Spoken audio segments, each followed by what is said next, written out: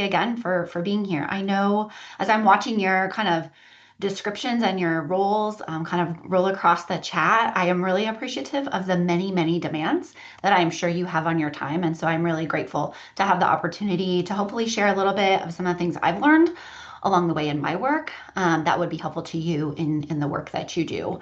And I'm very grateful for the work that each and every one of you do and the ways that you support all the people in your life, but especially the people with autism and other intellectual and developmental disabilities. So that being said, I have a feeling this hour is going to go by really quickly, and I want to give us time to be able to talk about our case. So I am going to jump right in to talking a little bit more about that.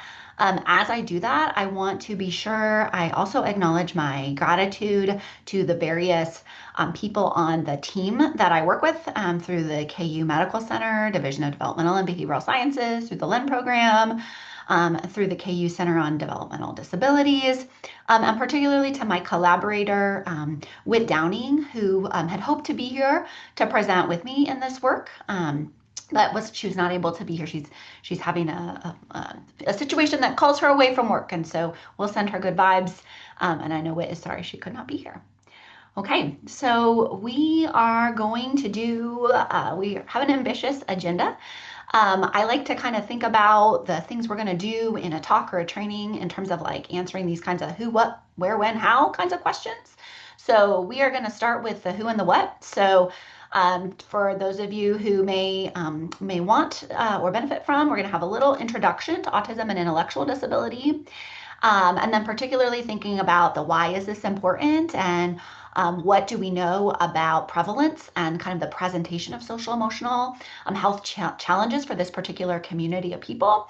And then we'll get into the how. So some suggested strategies from some recent literature reviews that I've tried to synthesize for you and share in some different resource formats for you, as well as hopefully get the chance to start to put some of this knowledge to work through a brief case example or discussion where we kind of think through the adaptations that we learn about today and how we might apply it to a particular young person that we're thinking about.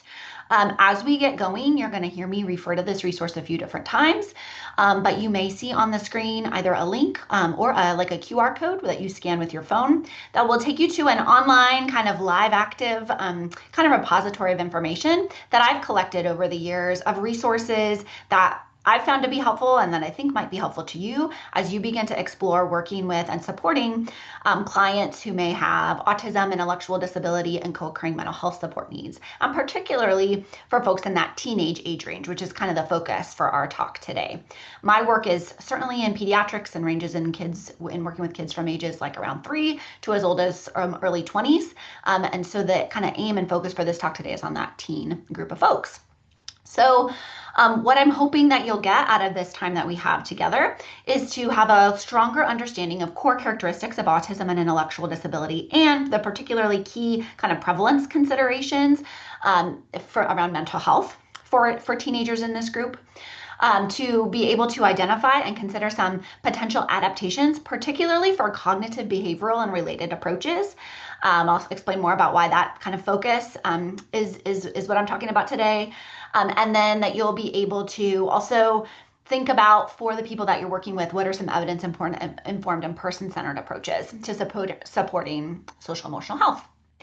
Like I said, my focus for this talk is on teenagers, but I do want to give a little bit of a plug for some of my colleagues who do great training for folks who work with kids under age 7 and might be interested in learning about a transdiagnostic approach to supporting positive parent-child relationships and kind of positive behavioral development called parent-child interaction therapy. So these are pictures of 2 of those colleagues, Lenny Swales and Skylar Bellinger. If you're interested in learning more about that kind of therapy, you can email us at kansasland@kumc.edu. Okay, so let's dive right in. I would love to see some thoughts in the chat around this definition of how you would, and you can put it in the chat or you can kind of think this to yourself. How would you explain, based on your current understanding, what autism or neurodiversity is? I'm gonna watch for a little bit of that in the chat. I did skip ahead to this slide, which kind of gives away maybe a little bit about how I want you to start thinking about it if you aren't already. But this is a symbol of neurodiversity. So developed by folks with autism, folks in the autistic and neurodiverse community. And I like to start off with this conceptualization, understanding that autism is different for each person with autism.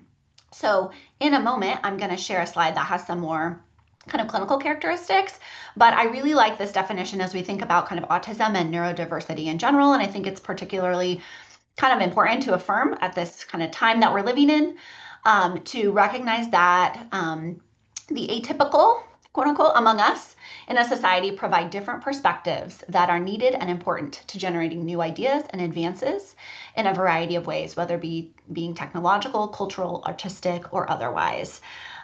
This neurodiversity concept was developed collectively by people within the autism community. And we also want to recognize that autism or other types of developmental disabilities are just one aspect of what makes a person a person. And I hope if you take anything away from this, is that in your practice, as always, in any kind of work that we're doing person to person, getting to know each individual is really going to serve us and help us go far in our work together. So let's talk a little bit about kind of what those core autism characteristics are. So if you were, for example, coming into one of our developmental pediatrics clinics at KU Medical Center, I might be one of the providers you would see. And as we were gathering information about you or your young person that we're seeing in their clinic, we're going to be thinking about these core autism characteristics that are in the green bubbles in the center. Now, please forgive the clinical language. I really do try to have a strengths-based approach, but I do want you to know what you'd be seeing in the DSM and what you might be seeing in, say, like an insurance report, that sort of thing. And it falls in these two kind of key domains in these green bubbles of impaired or significantly different from what's expected in their for age and culture in terms of social communication, as well as significant differences from age expected or cultural expectations around patterns of behavior, interests, communication, needs for sameness, and sensory differences. So social communication has to do with how we engage in like kind of back and forth communications and interactions, how we read and respond to other people, and how we use those skills to build relationships. Restricted repetitive behaviors or patterns for sameness is kind of like what it sounds. Folks who have a more than average or more than age and culture expected need for sameness, who engage in some repetitive patterns, say in their language. That can mean anything from kind of repetitive sounds and vocalizations to repetitive kind of topics and things that people really revert back to in terms of talking about. Some difficulties with change or a real highly responsiveness to structure and need for sameness. Folks who can develop really high, intense passions and interests to the point that impacts them in other areas of their life. And these are often folks who are experiencing sensory experiences in their environment at a highly different rate from other people the same age and within their kind of social community. Okay, so those are the sort of like developmental, behavioral, observational kinds of characteristics. There's no kind of blood test for autism. It's something that is a diagnosis that's obtained through careful listening, learning, and engaging with the person in question. And people with autism also, like any other person, have a whole host of other characteristics that include, say, cognitive characteristics, rates of learning, how they use language, can often have co-occurring kind of behavioral presentations. We're learning more and more about kind of the genetic components that can influence the development of a person in terms of kind of autism characteristics. There's also a lot of work happening around understanding kind of brain structure and function in this community, as well as recognizing that folks with autism do have a higher likelihood of experiencing some medical complications such as seizures or kind of gastrointestinal concerns as well. So it's a really rich fabric and tapestry of kind of characteristics outside of those core characteristics that are important to understand if you're getting to know and working with and supporting a person with autism. That yes, they're going to have these kind of core, maybe kind of social and behavioral presentations, but there's a lot of other kind of individual difference considerations as well. I would ask you kind of to consider the same question about intellectual disability and kind of what you understand about it. So maybe think about that to yourself for a moment, or perhaps add that your kind of definition or explanation to the chat. And because I just can't wait to tell you about intellectual disability, I'm going to go ahead and kind of jump into that kind of, again, clinical definition, right? So, from the American Academy of Intellectual and Developmental Disabilities comes this definition of intellectual disability. For those of you living in kind of the DSM-5 clinical diagnostic world, this is also known as intellectual developmental disorder. But this kind of pattern of characteristics across intellectual or cognitive functioning as well as adaptive behavior is that both sets of these kind of characteristics for folks with intellectual disability are progressing at a substantially different than age expected rate compared to peers. So these are folks who, if we assess sort of one sort of intelligence, using an IQ test. These are folks who may perform substantially different than the mean or lower than the mean, indicating a slower rate of learning. Does not mean that these are folks who cannot learn. These are folks who need instruction and support provided in a different pace and in a different manner than maybe what our kind of general normative samples do. And similarly, their adaptive behavior is progressing at a different rate than a significantly different rate than their peers as well. So this is also typically something that's identified before age 22. Both autism and intellectual disability are considered neurodevelopmental disabilities because they're differences, diversity in how the brain is developing. That's typically identified, at least that a person is experiencing symptoms prior to kind of adulthood. So you can have autism and intellectual disability. Approximately 20 to 25% or so of people with autism do also experience intellectual disability. So it's important to recognize some people experience both. But you can also have intellectual disability and not autism or vice versa. An important thing to understand about the terminology behind or that has predated this current definition of intellectual disability is provided on the screen here.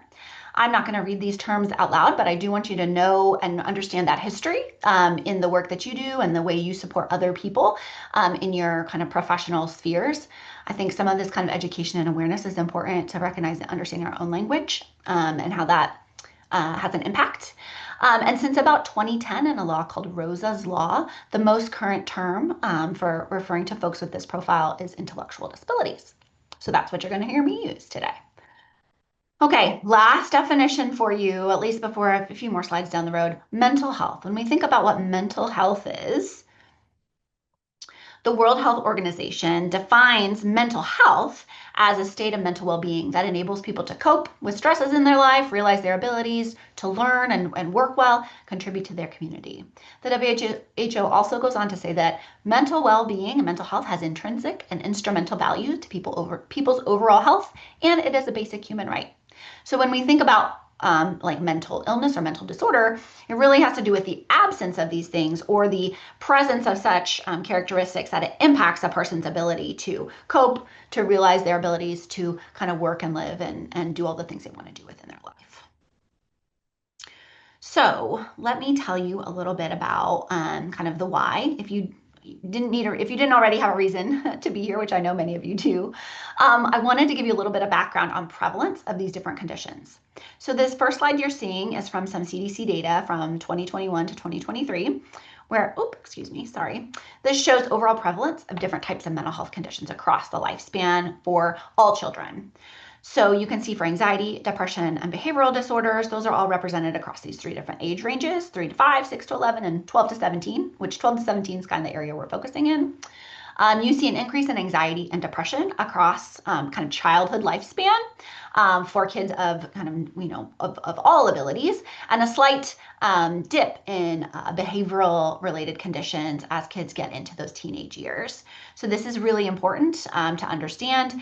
Somewhere kind of across all these conditions and across ages in this broader sample, about 1 in 5 children aged 3 to 17 have ever been diagnosed with some sort of like mental, behavioral health, or emotional condition as of around 2021, which is kind of the latest version of this data. When we think about prevalence for folks in the autism or IDD communities, that prevalence goes way up. So we're talking as high as 70% across the lifespan. In some cases, estimates are even higher. This kind of graphic represents some data from a meta-analysis done in 2019, where they compiled data across a whole bunch of studies to look at prevalence rates of co-occurring conditions for people with autism across the lifespan. And they found that about 70% of folks across those studies report co-occurring conditions, often related to ADHD, anxiety, mood conditions, but also ranging across the board. I'd refer you to that LI study for more information on that.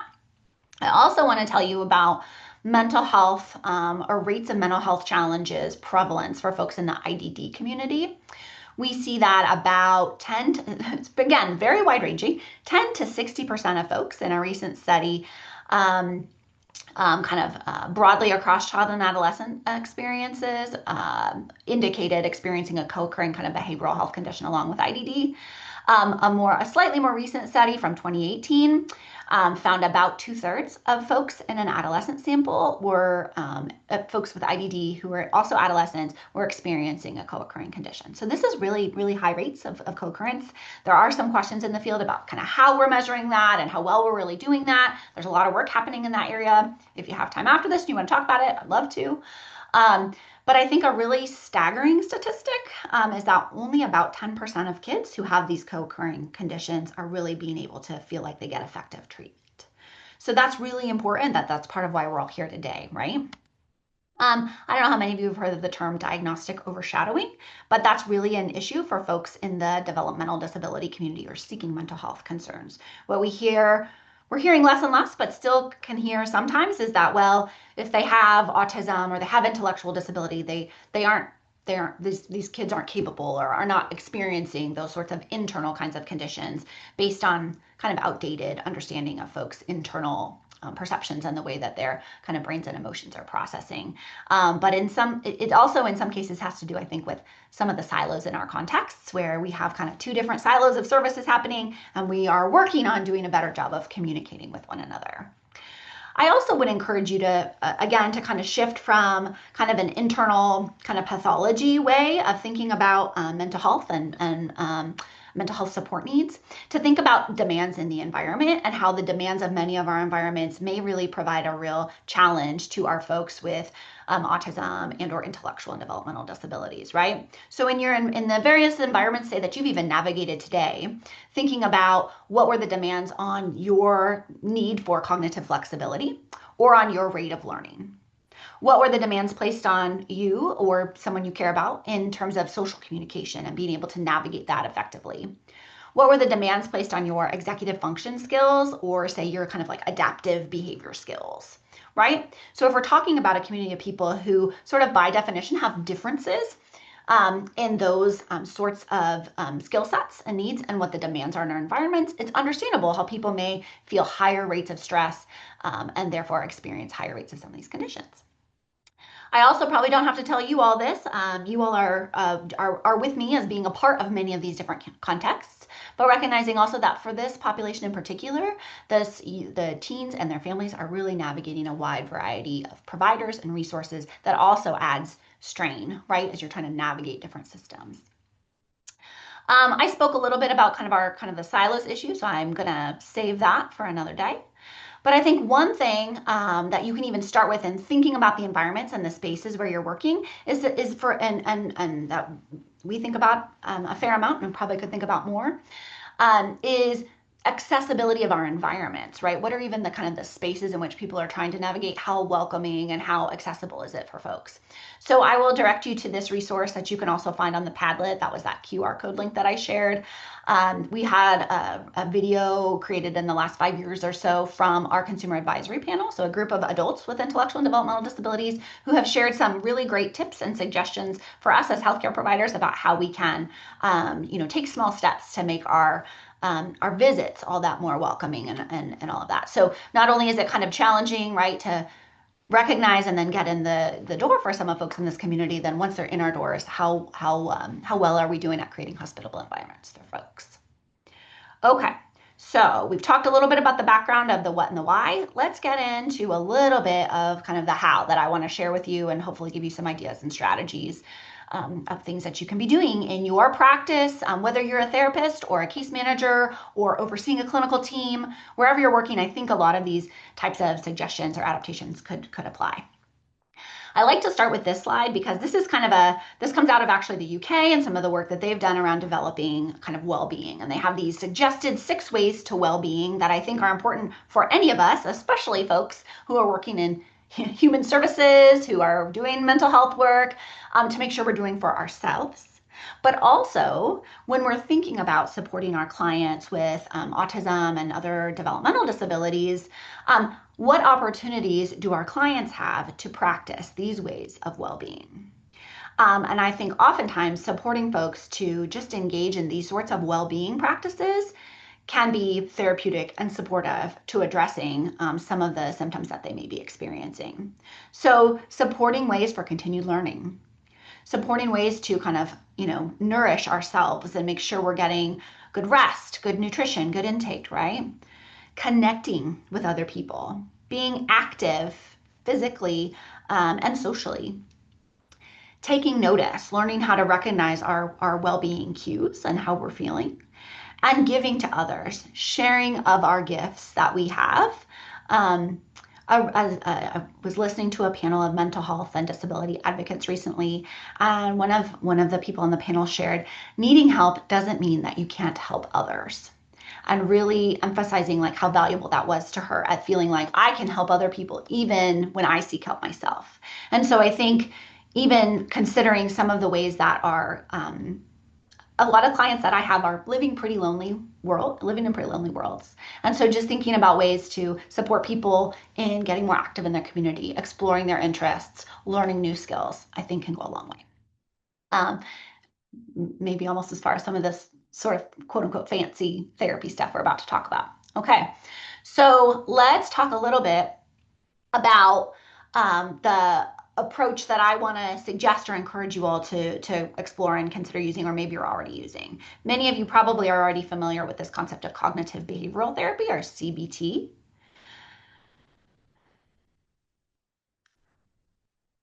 CBT is one of the strongest and most evidence-based sort of talk therapies to be shown to be effective for helping support a variety of sort of anxiety, mood, self-regulation types of interventions.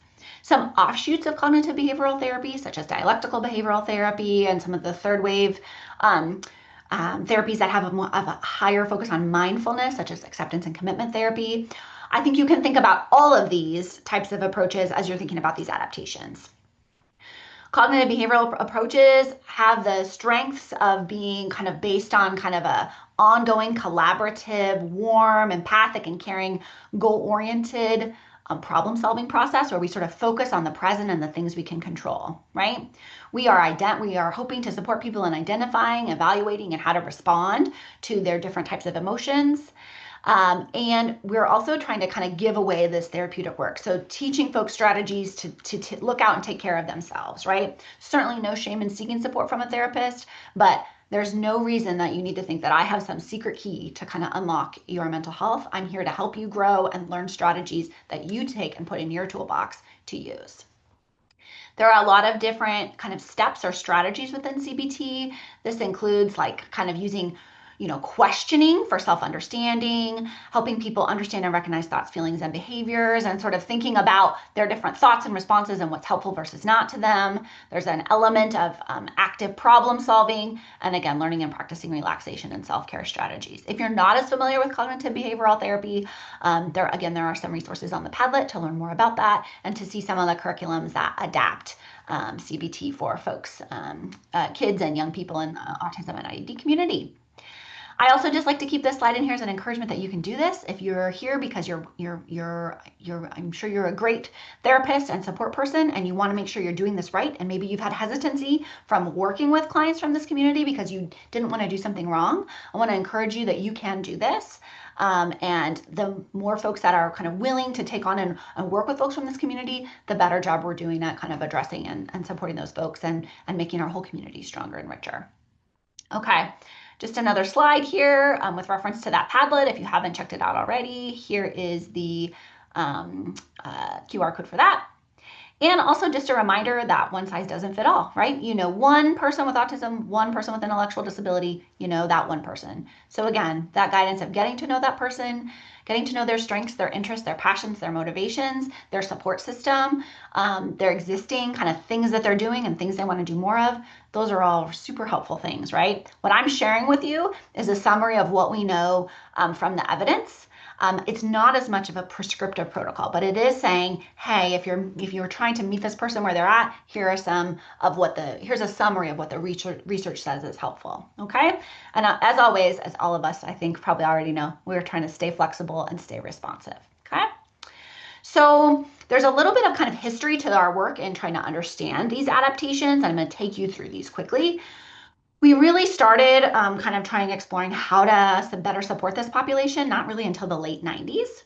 And so some work that started then and then has kind of been repeated over the years, started out by asking therapists who are supporting clients with intellectual and developmental disabilities and autism, what are you doing that maybe is a little bit different in your practice with your more neurotypical clients? What are you doing differently for these neurodiverse folks? And they kind of came up with this list of descriptions, a lot of which has to do with kind of maybe clearer language, more careful language, adapting to the person's kind of learning level, providing a little bit more structure, involving supportive others, helping people recognize and understand more about their place within the kind of disability history and disability rights movement. And then in 2021, there was another meta-analysis that looked at adaptations for youth, so for kids, 12, 13 and under, and what were the adaptations, again, that providers were doing. And again, a lot of that same kind of idea of we were adapting content, we're having parents involved, we're using some visuals. We maybe are incorporating, especially for our autistic folks who may have a deep passion or intense interest, incorporating that into the work. And then most recently in 2023, a team from Ohio State University got together a number of adults with intellectual and developmental disabilities and co-occurring mental health needs, as well as therapists, clinicians, and researchers, and came up with these Neisinger Center guidelines for working with adults with IDD and mental health needs. They have these set of guidelines are out on their website now. There's a link to that on the Padlet. If you want to delve in more deeply to these a dozen or so points that they are really incorporating into their guidelines, I would really encourage you to do so. For today, we're going to focus in on this highlighted area, which is accommodations and support within therapy. Okay, so we have this kind of evolution of support research, so trying to understand what's working, what's helpful. And I've tried to drill it down to about 4 overarching adaptations for you that then we're going to talk about at each of the stages in the therapeutic process, and then talk about how to apply that in your therapy sessions, or in really any kind of interaction or support role that you're playing with your clients. Okay, so one important piece is clear language. So using clear communication, breaking down kind of terms that you're talking about, slowing down how you're talking, checking for understanding, right? Adding or providing structure to your session. So letting folks know what to expect, what's happening next, why we're doing it.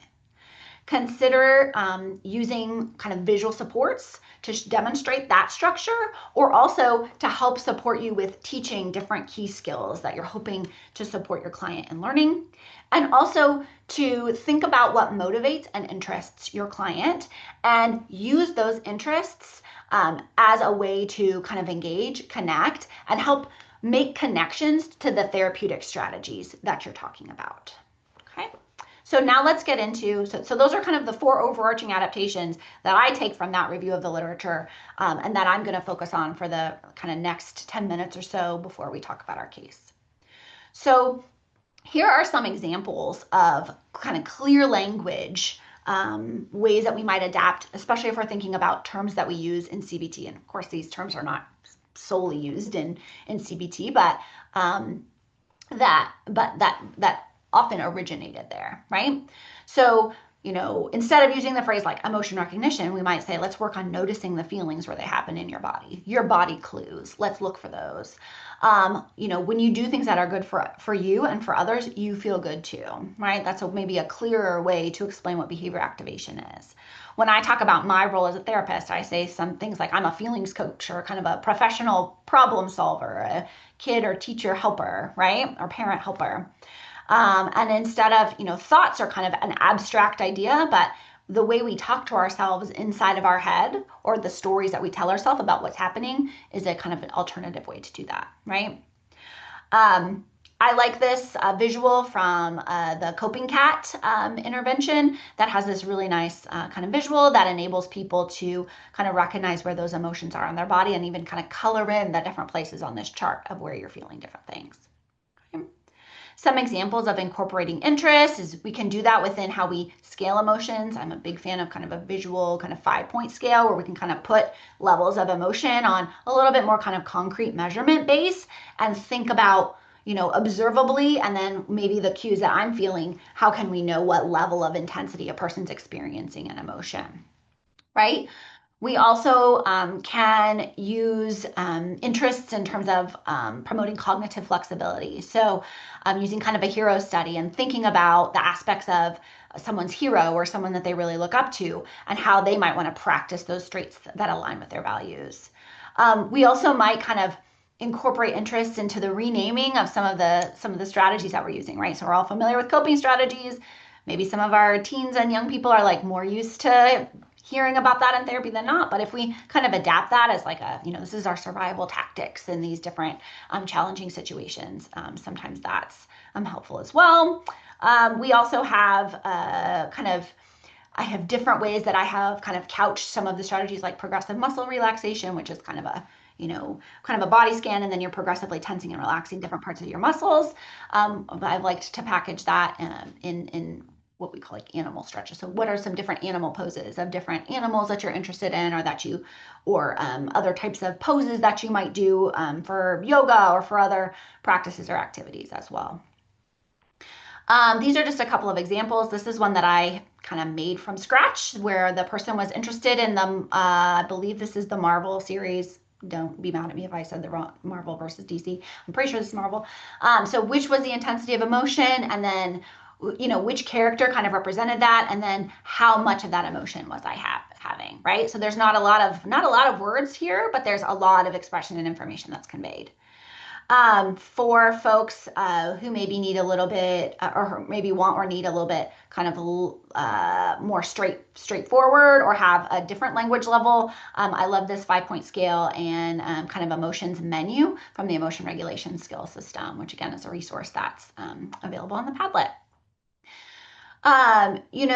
Sometimes we need to adapt and add a little bit more structure. So while CBT does have a lot of like open-ended and more Socratic questions, and we never want to lead someone down a certain path, sometimes it's helpful to provide a little bit more structure into how we're asking questions. So give me a thumbs up or thumbs down if this word fits with the situation you were in, or please help me finish the sentence. So when that happened, I felt blank. Add in, create kind of more discrete opportunities for responding. That helps you kind of narrow down to the response versus kind of leaving something open-ended. Also being more structured around kind of time warnings and heads up and kind of here's what we're doing in our schedule today. Even using like a visual schedule. I'm personally a big fan of the ChoiceWorks app. That's an app you can download on your phone and kind of live update or personalize a visual support to show someone kind of what's happening and what's going to happen next. So for any of us, the more we know what to expect and understand, the better off we're going to feel. We also can use visual supports in a lot of ways. I already sort of talked about those in terms of kind of some of the emotion scaling, emotion recognition tools, creating agendas. We can also use charts, diagrams, kind of a chain of events that we fill in with each emotion. Let's talk in the next maybe 5 minutes here about the considerations at kind of each stage, okay? So we can kind of think about, right, our therapeutic process going through these 5 stages of kind of initial intake, rapport building and assessment, goal setting and treatment planning, intervention and homework, our progress monitoring and assessment, and then a wrap up, right?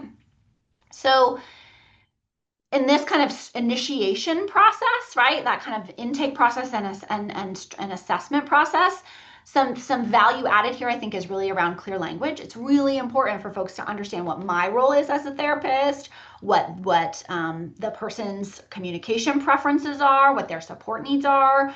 Do they want someone to be in that session with them, or are we going to do this kind of one-to-one individual? I'm often dealing with or working with parents and caregivers too. And so helping parents and caregivers as well as the teenager understand there's going to be times where we're going to talk all together. There's going to be times where we're going to talk each on our own, and kind of what are our boundaries around confidentiality around those things. And also to really support and promote that autonomy of the young person who's there in kind of setting our agenda and sharing what their priorities are, as well as their caregiver too, and hearing from them. I'm sure you all do some standard assessment at the initiation of your services and initial engagement, and that for me is the therapy process, but whatever kind of supports you're providing. What I would encourage you to think about or explore are some of the strengths-based assessments that are at the bottom half of the screen. The top half are some of the common kind of like behavioral health kind of screenings and tools that I use in my practice, but I've really benefited a lot from and have learned a lot, and I think my clients have as well, from measuring self-determination, assessing values, doing sort of like a strengths or values sort to support the young person, and acknowledging and recognizing kind of what are those strengths and building blocks that we can build from. And it's also something valuable, I think, for parents and caregivers to do a similar activity and see how those are similar or different based on how the parent sees the teenager versus how the teen sees himself. Okay, all of these, the values and action survey and the self-determination inventory, are both free to use. There's also a number of strengths and value sorts available online. Again, there's some tools that I like to use. You don't have to use those, but are available on the Padlet too if you want to check those out. In goal setting and support planning, this is such a crucial role to kind of build that partnership with the young person that you're working with. And so understanding and wanting to learn, what do I want to do more of? What places are important to me? What contexts? Where do I want to be doing that? What opportunities are there in those contexts to kind of build on that, doing more of? And then where do I already feel successful, and how can that grow? Okay, so I know a lot of times we're wanting to set goals of like, I want to reduce anxious symptoms. I want to improve mood. I want to reduce the number of kind of externalizing events that someone happens. And absolutely we want to do that, but we can often also do that by increasing self-advocacy skills or increasing participation and engagement, right? What are the things that what are the skills the person needs to do more of something? And that's often highly motivating to that person and their caregivers. Also, for those of you who may not be as familiar, this is my plug to think about that self-determination piece in that goal, especially in that goal setting framework. I've really seen benefit in thinking about and intentionally trying to promote self-determination in the work with my, especially teens with autism and intellectual disability. The kind of short definition of self-determination is self-regulated problem solving when working towards goals, which I think we could all say is a shared goal in the supporting folks in our therapy practices and in our work. The kind of researchy definition talks about a person having this disposition to be a causal agent in their life. So a person who feels like they can decide on a goal, make a plan, and take action for how to pursue that goal. Not that they have to be solely responsible for pursuing that goal, but they know how to move forward. And then they have this kind of belief in themselves that they can and will reach those goals with support, or can and will navigate through whatever that challenge is successfully. I like this visual because, those are the three kind of core characteristics of self-determination. They also happen to align really well with what we are trying to promote and work through in cognitive behavioral therapy as well. So it was new for me, novel for me to think about integrating these things, particularly in supporting people with developmental disabilities for whom self-determination is often being experienced at a lower rate than their non-disabled peers. And so again, encourage you to learn more about kind of those self-determination practices, and watch for more info coming out about promoting self-determination in those mental health contexts as well. Again, we think about these sort of therapeutic strategies, or then the tools that we're selecting for the job of pursuing the goals that we've identified together with the person. We can talk about therapeutic strategies that kind of apply to 3 different areas of kind of focus, right? We have contextual adaptations. So how are we thinking about adapting this person's schedule, their environment, or the demands that are happening for them that might enable them to be more likely to use some of these skills and strategies that we want them to practice?